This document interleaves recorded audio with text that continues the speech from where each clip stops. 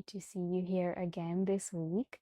So, as you can tell, we are back with a very interesting and important topic, which I feel is something which a lot of people struggle with. And I am hoping that by the end of this video, there is something that you could learn and apply in your life, or something that you find helpful, or something you could relate to. And if you wish, you could also share your own ideas, experience, or whatever works for you in the comment section below, because it's always nice to read what other people, like what works for other people.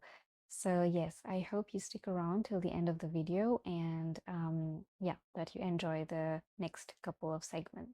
I feel like a lot of you might relate with this phenomena of sometimes being completely exhausted without any real reason. Like you have slept well and you're pretty well rested and you're going about your day and you just sometimes feel completely drained.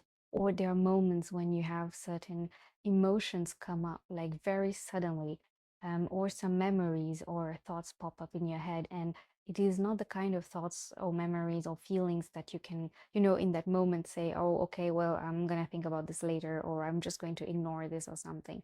It's mostly those kind of emotions and thoughts and feelings which force you to pay attention to them, because most of the times they are not the nice kind of emotions coming up. They are mostly the traumatic experiences you may have had, even as a child or young adult or in your life at some point. Or they could be memories of some conversation or conflict or something which like didn't go well. Or it could be some situation where you feel like you maybe could have acted better, or something unfair happened to you, or there is a wide range of possibilities of what could come up. But you understand what I mean when I'm saying that you feel exhausted. Why? Because those thoughts are so consuming that you just don't know in that moment, like, how can I make my mind keep quiet, and how can I feel peaceful again? But that's how the nervous system works. The nervous system is kind of like, it's like a computer's CPU. It kind of is there to store every single thing that you may or may not have consciously paid attention to. Doesn't mean that just because you consciously, while walking, didn't listen to some person's conversation on the phone, that maybe your mind did not register it, because sometimes subconsciously the mind definitely tries to hold on to some bits and pieces of everything that's happening in the surrounding. So our minds are kind of always active. Even at night when we're sleeping, the mind is active, because that's the only explanation for dreams. If you're dreaming, that means your mind is actively creating those images and a storyline in your head, and the dialogues and whatever's happening in your dream is being created by your brain. So that kind of gives you an indication that you're not really, when you're sleeping, it's not like you're just very fully, peaceful, deep at sleep and you're resting well, because the moment you're dreaming, that means your brain is still somehow at some level functioning. Now, the thing is that the nervous system is very delicate, and depending on the type of personality you have, because not everyone is the same, certain situations, conversations, or life event can affect you in very different ways. But then there are a lot of people who I think are majority, um, the type of people who kind of cannot let go of certain things, especially if it's something traumatic. So when you have a traumatic event in your life, that just makes it super, super difficult to just ignore, even though you maybe grow up and there could be bits and pieces of it that you forget. But you always hold on to the core feeling of it, what it made you feel in that moment, whether it was fear, whether it was pain, whether it was being angry, whether it was a feeling of unfairness. There could be a multitude of emotions that could have come up in your conscious and subconscious state in that moment, which your nervous system kind of stores in itself. So that explains why maybe, 10 years down the line, sometimes you have still triggers or unexplained outbursts, or people or say something, or situations are happening around you where you have a very quick reaction, or something that really bothers you in that moment. And in that moment, you kind of think, well, it's not that big of a deal. Then why am I reacting like this? Or why am I feeling so much? But that's the point where you need to understand that sometimes it is not what exactly is happening in that moment, but it's something that has already happened in your past, whether it's a recent past or a bit further away. Nobody can tell, but it has happened and it has been stored by your nervous system. The thing is, if you want to live a more peaceful and regulated lifestyle, then you need to know what are the cues for you to follow to kind of help yourself deal with those overwhelming reactions or feelings that come up in certain situations. Because the more you don't do it and you let your mind and your emotions take over, the more you kind of are damaging your own self and your relationships and friendships around you. So the next couple segments will be about some practical tools that could help you deal with your overwhelming emotions and thoughts in moments when you really need it. The very first way of self-regulation is through grounding exercises. Now, it is quite simple to do, but it is something that you have to be very mindful while doing. So I can give you an example of how to use a grounding technique in a situation where you start feeling overwhelmed and anxious or exhausted, or you feel like some reaction is going to come out of you and you are trying to stop yourself from feeling too much or reacting too quick or too much. So for example, um, if something's happening around you where, let's say, somebody around you said something which made you feel very bad or confused, or let's say in that moment you couldn't figure out, okay, what does this person mean, or why are they saying this? Like, what could be the whole, meaning behind this? Or are they trying to be sarcastic, or are they trying to be rude? Or, all these questions start popping up in your head. So a lot of times what we tend to do is we dissociate, right? We in that moment kind of go back into our shell because we think maybe we did something wrong, or something we said is not right or stupid or something. And then you kind of start thinking in your head the whole time. So you kind of disengage with whatever's happening in your current present time because you're more into your head based on what somebody said or did to make you feel bad. And that feeling stays. So with time, either in that same moment, you're going to feel it super like strongly rising up till here, where you might feel like you have tears threatening to, come out, or you're feeling hot, like your body suddenly starts feeling hot, or you have a different response to it. For example, you feel numb, or you feel cold, or you don't feel um, safe in that situation anymore, or you feel angry, like you feel like you want to say something to that person or just question and get things clear in that moment. In those situations, the best thing to do is to actually take a step back, which means get in touch with your own body in that moment. So before focusing on what you need to do or say to the other person, because always remember, confrontations or getting explanations from somebody or explaining something to someone does not have to always be in that moment. You can always bring up the topic again and talk about something or hash out something or clarify something when you're a bit in a calmer state. So that also avoids really, really nasty conflicts that could arise in case you react in that moment in a very sensitive, emotionally high zone. So the first thing you're going to do is the next time you feel these emotions rising or kind of happening in that moment, I want you to be very, very aware of your feet. Now, why I'm saying the feet, because the feet is our lowermost extremity that we sometimes don't really pay attention to, but it is very important. So the way you're going to ground yourself in that moment is you are going to try to wiggle your toes. Like these are your toes, and you will try to like move them, or clench them and open them, just like that. And by doing this, you will try to shift your focus to your feet instead of whatever is happening in your immediate surrounding. So you will try to play with your fingers a bit. If you need to move your legs a bit or shake a little bit lightly your knees, then I need you to do that. So you can also take your hands and put them on your knees and kind of rub your knees a little bit, or look down at your feet and like actually pay attention to what's happening down there. So you may choose to not like look down in case you're in front of people and you don't want to be too obvious. but you can always like wriggle your toes and move your feet a little bit or shift a bit in your seat. Anything that has to do with moving your body a little bit. This will help your mind kind of get momentarily distracted from whatever just happened or from whatever you want to say or do, to first calming yourself down, or at least becoming more in touch, in tune with your feelings and thoughts in that moment. This will help you, first of all, ground yourself and come back in tune with your body before you are feeling or allowing yourself to feel everything or react in a certain way in that moment. Now, the second tool that I can suggest for you to do in a situation is very simple: deep breathing. I think a lot of us here, the deep breathing is our go-to solution for a lot of emotional, mental issues that we can sometimes go through, but it is very, very helpful as well.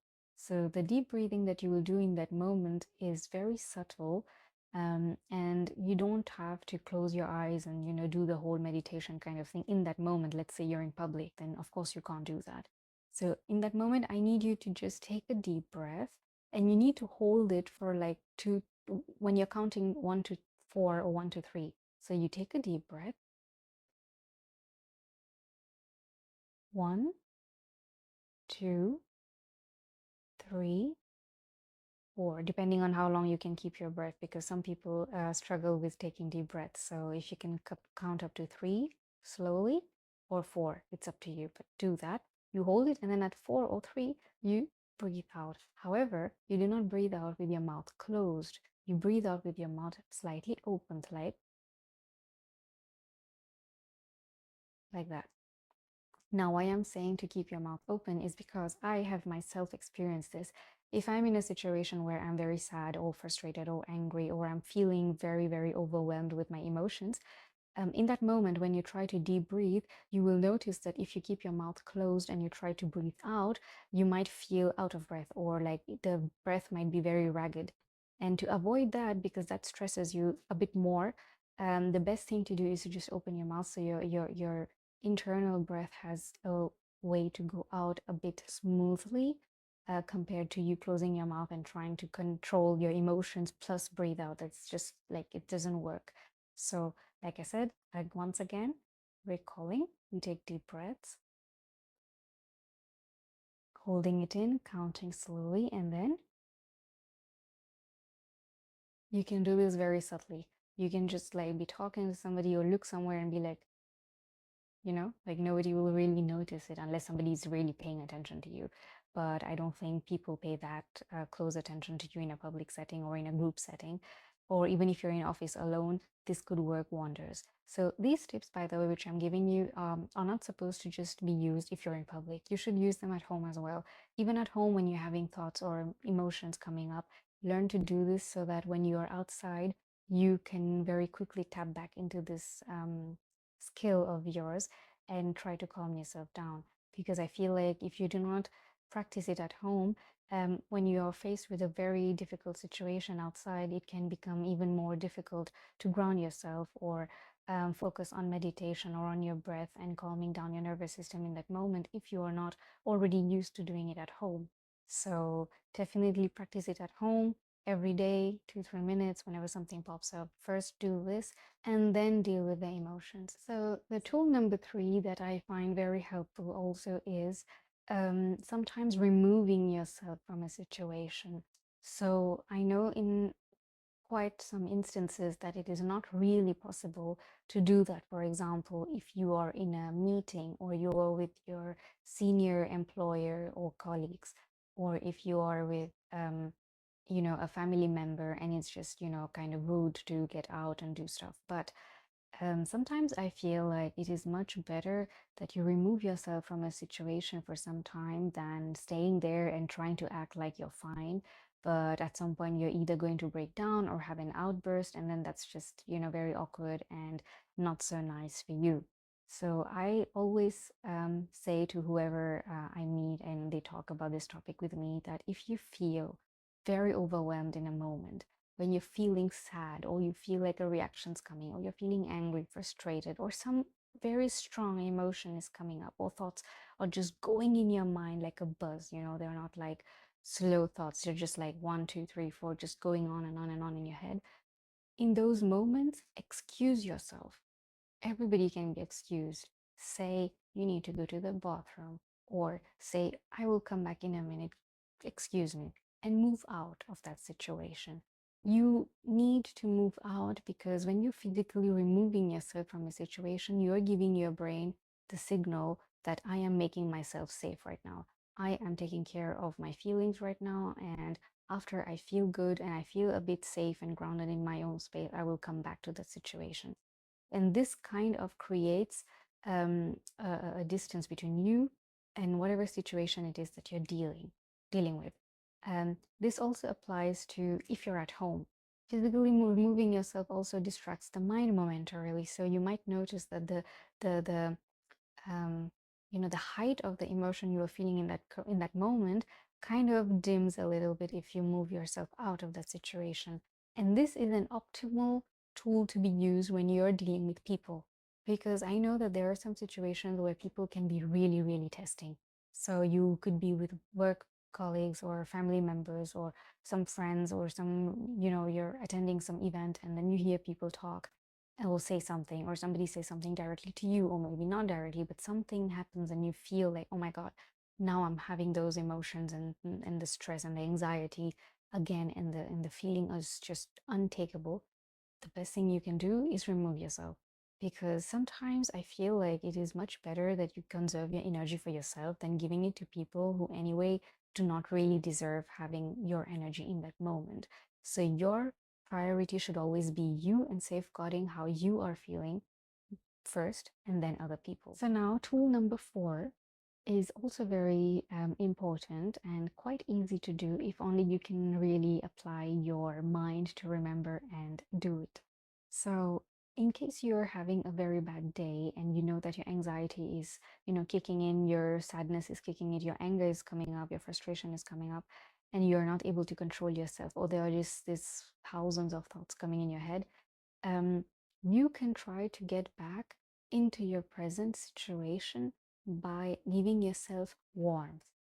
How do you give yourself warmth is completely up to you. For some people, it is going and making themselves a hot cup of tea, coffee, hot chocolate, or anything that you like drinking, as long as it's warm.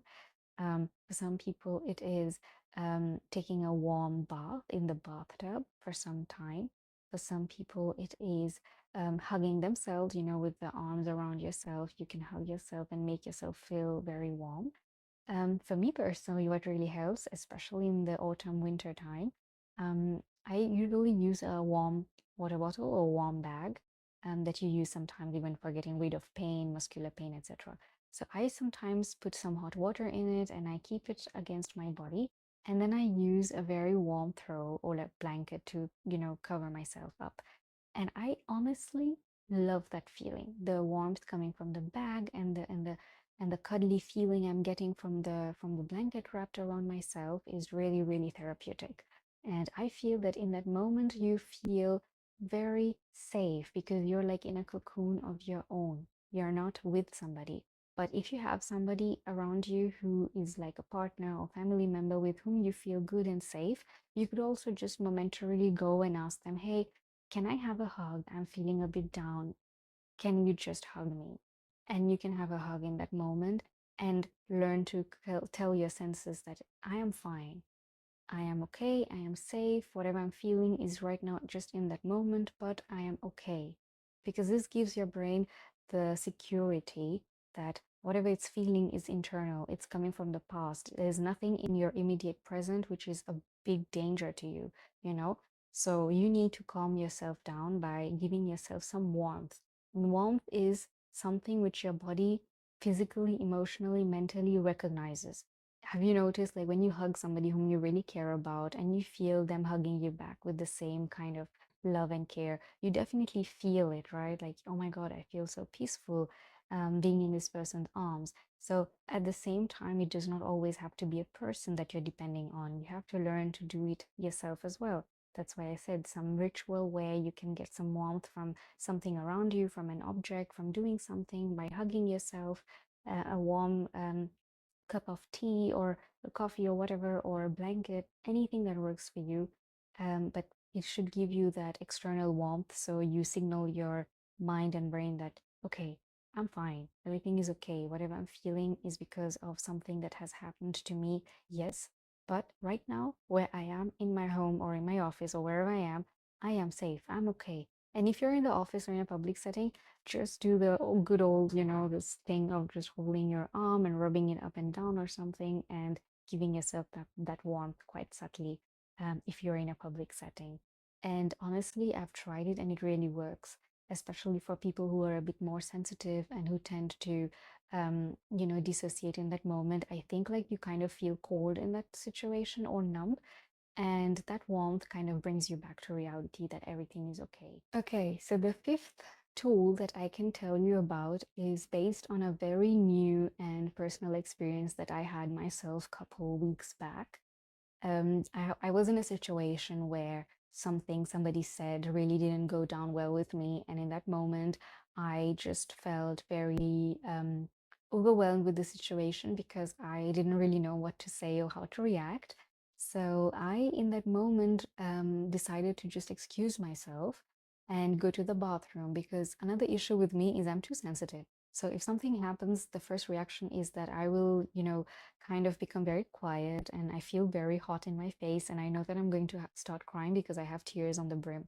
So in that moment, I just removed myself from the situation and I excused myself to go to the bathroom. And I didn't even know that this could be something that I can do to self regulate, but it just somehow happened and it stuck with me. And that's why I'm sharing it with you all out there. I was looking into the mirror trying to like deep breathe and stuff, and I was feeling like, okay, I'm taking deep breaths is not really helping me in that moment. And I remember just looking into the mirror straight at my own reflection and looking at myself, and of course I cried because for a lot of people, when you look at your own reflection, you really look into deeply into your own eyes and face. That can really trigger a response from you, and some pent up emotion can come out. For some, maybe not, but for some, definitely yes. So for me, it came. So the tears rolled down. But when I was looking at myself, I was able to speak myself as if I am speaking to someone else. So it felt more like I am speaking to my sister or like my friend. I was looking into the mirror, and even though I'm crying, I'm just smiling at myself like this. And I'm like, it's okay. It's okay. It's going to be fine. Take a deep breath. Everything is fine. Some person being a certain way with you doesn't mean that you are in danger, you know, unless there is a real situation where someone's doing something where you feel threatened. Of course, that's a very different situation. But you know what I mean, like when you're surrounded with people and something goes wrong, or you feel overwhelmed or just anxious and you don't want to be in that situation. This trick really helped me, and looking in that mirror in that moment when I was just talking to myself, I was able to keep myself calm within seconds because it felt more like that I am comforting my own friend or like a sister, or, for you, you could think of you doing it to yourself or a brother or whatever works for you. But for me, in that moment, I kind of disconnected from that whole personal, emotional state, and I just kind of got out of it. And I was looking at it from a very objective perspective where I was like, yeah, okay, that just happened. It's okay. Everything's fine. I'm okay. And whoever or whatever is happening or did something or said something does not matter because that person or that situation should not be taking so much of my emotion and energy from me. I really, really preserve my energy for myself and people who really deserve it. And I need to self preserve and not make myself completely burn out because of what's happening around me or what someone else is doing or saying to me. And in that moment, it really, really helped. I was able to just wash my face, clean up, and go out, and I felt fresh. And honestly, when I was fine, or when I was like in that situation again, I was completely fine. I was able to like in that moment not think so much about what had just happened. And honestly, throughout the day and even the days after that, feel like I rarely revisited that situation. Of course, the situation and feelings come up, but in that moment, I feel like I was able to really disconnect from whatever happened because I chose to take an action when I was feeling overwhelmed. So This goes to say that when you are having an episode of being very anxious, um, exhausted, exhausted like physically, mentally exhausted to be in a situation or to have a conversation, or you're feeling angry or very sad, it is completely okay and definitely in your best interest if you will do anything that I have just mentioned for yourself in that moment without thinking of how the other person's going to perceive you. Because in your life, you are the only person who can um, take care of yourself. Nobody else can come and take care of you. So if you always think, oh my God, if I get out now, if I get up and leave this room now, what will people think and this and that? You will just always do things even though you don't really want to do it, but just do it because you want to please other people, and you will just be left unfulfilled. So if you really want to start making a change in your life and get to a healthier mental state and emotional state, then I recommend doing these little tips that I have brought to you today, whenever it's possible, whether you're alone at home, whether you're in school, university, at work, whether you're in a party, at a social event, or whether you're with family, it does not matter. You should just try to do it because your mental health and your emotional health and physical health as well comes first, not what people think about you. You understand? So I hope that I was able to make some sense to you guys, and that some of the tips that I said could really um, come out to be handy for you, and that you use them. And if you do use it and it really helps you, then I hope that you will write it in the comment section below. Or if you have any more tips or ideas that you would like to share on how to regulate your nervous system, something which I may not have mentioned, but something that you have done in your life and that has worked for you, then please write it in the comments below so that other people watching the video or someday reading the comments might benefit from that. So I hope that you really like the video if you stayed up to this point, and I hope to see you in the next one.